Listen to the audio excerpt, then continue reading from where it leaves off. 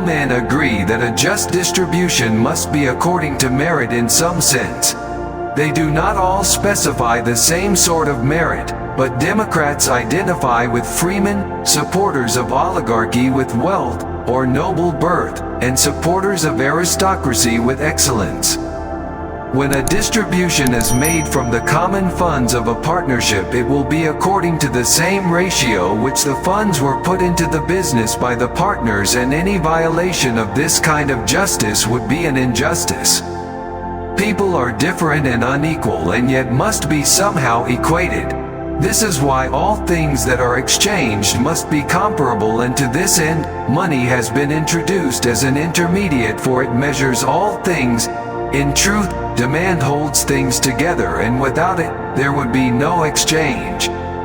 He must be open in his hate and in his love, for to conceal one's feelings is to care less for truth than for what people think, and that is the coward's part. He must speak and act openly because it is his to speak the truth. Each man speaks and acts and lives according to his character. Falsehood is mean and culpable, and truth is noble and worthy of praise. The man who is truthful where nothing is at stake will be still more truthful where something is at stake. It is the mark of an educated man to look for precision in each class of thing in so far as its nature admits. Moral excellence is concerned with pleasure and pain. Because of pleasure we do bad things, and for fear of pain we avoid noble ones. For this reason, we ought to be trained from youth, as Plato says, to find pleasure and pain where we ought. This is the purpose of education. Every art and every inquiry, and similarly, every action and pursuit is thought to aim at some good, and for this reason, the good has been declared to be that at which all things aim. If there is some end in the things we do, which we desire for its own sake, clearly this must be the chief good. Knowing this will have a great influence on how we live our lives. If things are good in themselves, the goodwill appears as something identical in them all, but the accounts of the goodness in honor, wisdom, and pleasure are diverse. The good, therefore, is not some common element answering to one idea.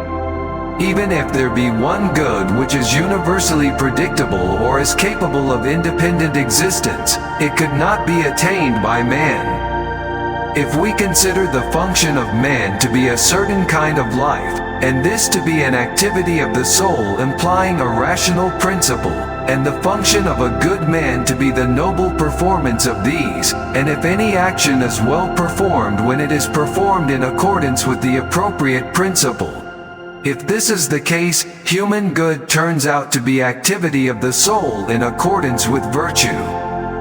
Men generally agree that the highest good attainable by action is happiness, and identify living well and doing well with happiness. The self-sufficient we define as that which when isolated, makes life desirable and complete, and such we think happiness to be. It cannot be exceeded and is, therefore, the end of action. Some identify happiness with virtue, some with practical wisdom, others with a kind of philosophical wisdom, others add or exclude pleasure, and yet others include prosperity. We agree with those who identify happiness with virtue, for virtue belongs with virtuous behavior, and virtue is only known by its acts. Is happiness to be acquired by learning, by habit, or some other form of training? It seems to come as a result of virtue and some process of learning, and to be among the godlike things, since its end is godlike and blessed.